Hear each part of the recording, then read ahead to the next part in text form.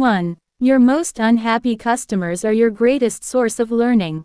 2. It's fine to celebrate success, but it is more important to heed the lessons of failure. 3. We always overestimate the change that will occur in the next 2 years and underestimate the change that will occur in the next 10.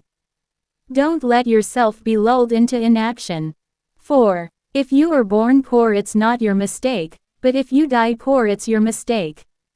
5. It's fine to have social media that connects us with old friends, but we need tools that help us discover new people as well. 6. Don't compare yourself with anyone in this world.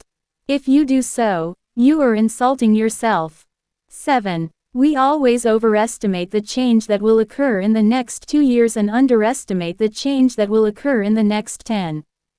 8. To win big, you sometimes have to take big risks.